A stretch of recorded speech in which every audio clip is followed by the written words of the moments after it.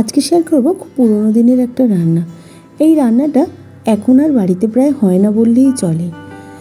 আমি টুম্পা, একটা নতুন রেসিপিতে আপনাদের সবাইকে স্বাগত। আজকের রেসিপি মুগ পটল।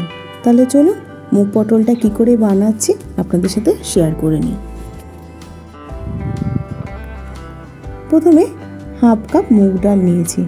প্রথমে কড়াইটা গরম করে নিয়েছিলাম গ্যাসে। এবার ডালটা দিয়ে দিলাম। গ্যাসের ফ্লেমটা মিডিয়ামে রেখে ডালটাকে সুন্দর করে গন্ধ না বেরোনো অবধি ভেজে নেব।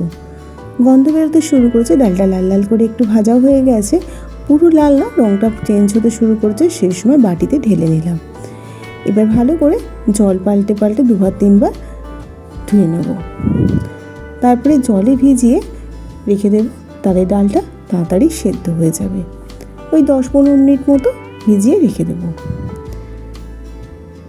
মুগ পটল বানাবো। পটল তো নিয়েছি, 500 পটল নিয়েছি। পটলটা এইভাবে কেটে নিয়েছি আর মাথার দিকটা এইভাবে চিড়ে নিয়েছি।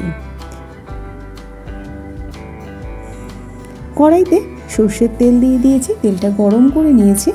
এবার পটলগুলোকে ভেজে নেব।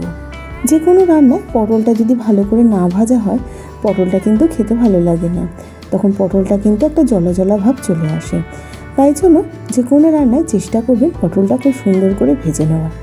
আমি নুন হলুদ কিছুই ব্যবহার করিনি। গ্যাসের ফ্লেমটা মিডিয়ামে রেখে পটলটাকে ভালো করে লাল লাল করে ভেজে নিয়েছি। এবার পটলটাকে তুলে নিচ্ছি।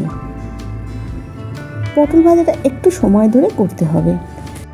পটল ভাজার তেলের মধ্যে একটা তেজপাতা আর হাফ চামচ গোটা জিরে ফোড়নে দিয়ে দিলাম। আর দিয়ে দিলাম 1 চামচ আদা বাটা আর 1 চামচ কাঁচা লঙ্কা বাটা। ঝালটা নিজেদের মতো করে ব্যবহার করবেন। আদা কাঁচা লঙ্কাটাকে দিয়েও গ্যাসের ফ্লেমটা লোতে রেখে দিয়ে 1 মিনিট মতো কষিয়ে নেব। এবার সামান্য জল দিয়ে দিলাম 1 মিনিট পরে। এবার কিছু গুঁড়ো মশলা অ্যাড করব, যাতে মশলাটা পুড়ে না যায়, তার জন্য আগে জলটা দিয়ে নিলাম। 1 চামচ জিরে গুঁড়ো, 1 চামচ ধনে গুঁড়ো, 1 চামচ কাশ্মীরি লাল লঙ্কার গুঁড়ো, 1 চামচ হলুদ গুঁড়ো আর 1.5 চামচ মতো নুন দিলাম। সমস্ত কিছুকে ভালো করে কষিয়ে নিয়েছি। ভালো করে কষিয়ে নিয়েছি, তেলটা সেপারেট হতে শুরু করেছে। এবার যে মুগ ডালটা ভিজিয়ে রেখেছিলাম, মুগ ডালটা জল ঝরিয়ে এর মধ্যে দিয়ে দিলাম। মশলার সাথে মুগ ডালটাকে ভালো করে কষিয়ে নেব।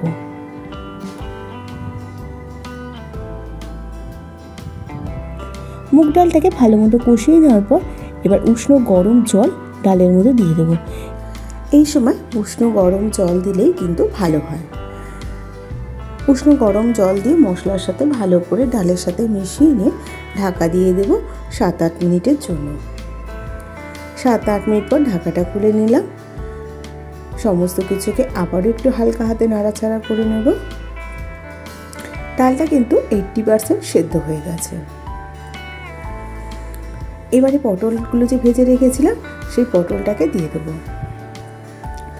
এবার ডালের সাথে পটলটাকে আরও 4-5 মিনিট কষিয়ে নেবো। গ্যাসের ফ্লেমটা কিন্তু অবশ্যই মিডিয়ামে রাখতে হবে। বাড়িয়ে দিলে কিন্তু সমস্ত কিছু কড়াইতে লেগে যাওয়ার সম্ভাবনা থাকে। ঢাকা দিয়ে রেখে দেবো। গ্যাসের ফ্লেমটা লোতে রেখে দিয়ে আরও 1 মিনিটের জন্য। 1 মিনিট পর ঢাকাটা খুলে নিলাম। দেখুন তেলটা সেপারেট হতে শুরু করেছে। খুব সুন্দর করে পটলের সাথে কিন্তু মশলাটা কষানো হয়ে গেছে।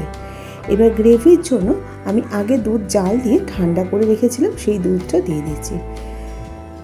কখনোই ফ্রিজের দুধ ব্যবহার করবেন না। যদি ঠান্ডা দুধ নাও হয়, উষ্ণ গরম দুধও ব্যবহার করতে পারেন, কিন্তু ফ্রিজে ঠান্ডা দুধ ব্যবহার করবেন না। সমস্ত কিছুকে ভালো করে নাড়াচাড়া করে নিয়ে এবার গ্যাসের ফ্লেমটা মিডিয়ামে রেখে দিয়ে সমস্ত কিছুকে ভালো করে সেদ্ধ হওয়ার জন্য ঢেকে দেবো। 2 চামচ কাঁচা লঙ্কা আর 1 চামচ চিনি দিয়ে দিলাম। এবার ঢাকা দিয়ে রেখে দেবো আরও 7-8 মিনিটের জন্য। 7-8 মিনিট হয়ে গেছে। ঢাকাটা খুলে নিলাম। ডালটা খুব সুন্দর করে সেদ্ধ হয়ে গেছে আর ঝোলটাও খুব মাখো মাখো হয়ে গেছে। এবারে এর মধ্যে 1 চামচ শাহি গরম মশলা দিয়ে দেবো আর দিয়ে দেবো 1 চামচ ঘি।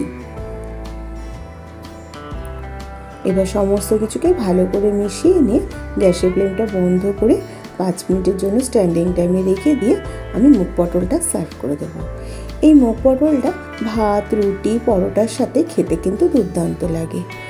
এই সময় পটল বাজারে পাওয়া যায়। একবার মুগ পটল বানানোর অনুরোধ রইল। খেতে কিন্তু দুর্দান্ত লাগে।